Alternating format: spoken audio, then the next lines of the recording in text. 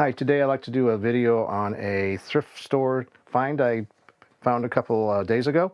It's an Ansonia Model 911 Reproducer. It's manufactured by the Radio Foundation Incorporated of New York City. And these were extension cabinets.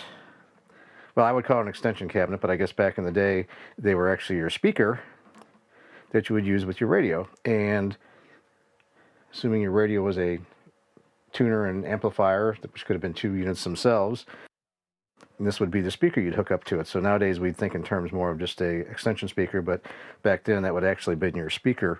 The exterior quality, so it's got these front and rear panels.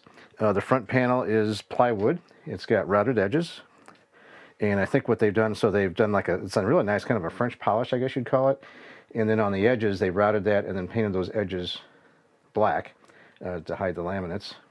You can see this is a three-piece front on here, and they've done a nice job of kind of blacking out the seams with this with the darker stain or paint. So it's got a nice, I think the front finish looks nice, and then the bottom I guess is just routed. I'm not sure if that might be wood, or that might just be a slab of wood and painted on the edges. The sides are a nice laminate, curved laminate, which I think did a nice job on that. And in the back you've got this circular insert. So again, it's like about a half-inch thick ply, and then this is about an 1/8 inch thick insert they've got back here. Now the speaker on this is kind of unusual, and I'll show some pictures of that. But the speaker itself was a moving iron speaker technology, and those are started in loudspeakers for radios and things around 1920. So this unit is from about 1925 or so, by the Radio Foundation Incorporated company, or Radio Foundation Incorporated.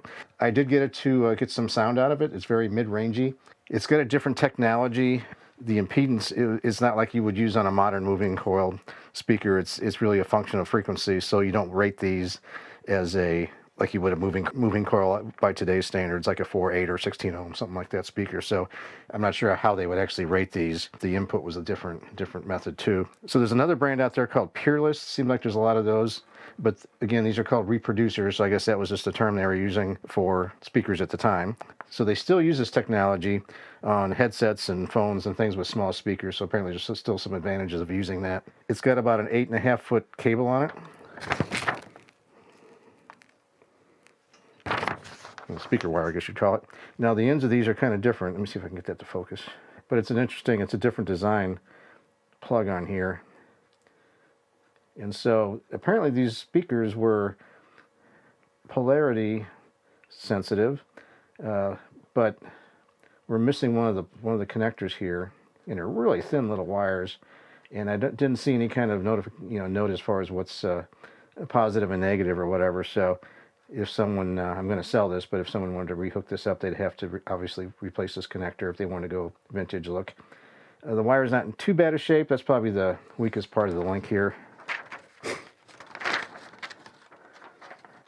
It does have a spot here where the outside cloth is off, like that was stuck in a door or a drawer or something like that at one point. So that's a little tattered looking. Cool little speaker. Here's I'll show a close-up of the label on here. It's funny, when I bought it, people were, when I saw it too, I was thinking, oh, it's an old radio, and I started looking at it and I'm thinking, well, where's the knobs at? And it didn't have any knobs, and so when I looked it up on online, I realized it's just the speaker only.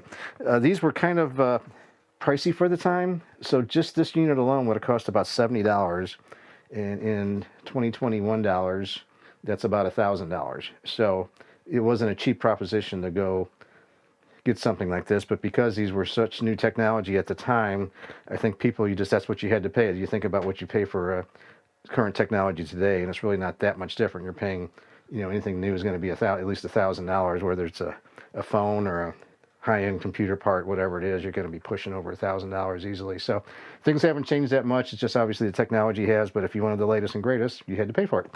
So anyway, so I thought this was just a fun thing to have. I'll probably end up selling it, but I think it's a neat thing for any collector that's into these sorts of things. It's in good shape, actually surprisingly good shape. So all the grill work in the front is all intact. Grill work in the back is intact except for this little spot here.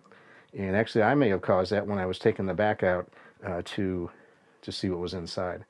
So on the speaker itself, I just want to reiterate, it's an moving iron speaker is what they call that. And very unusual speaker design. I had never seen that before. And so that probably got outdated fairly quickly. I think the patent for the moving coil was around 1925. And so if you figure maybe a year or two after that, they would have gone into production. So I can see this technology being outdated pretty quick, and these types of speakers disappearing from the marketplace. So it's kind of cool finding one that actually works and is in pretty good shape. So if you have any questions or comments, please leave them in the comments section below.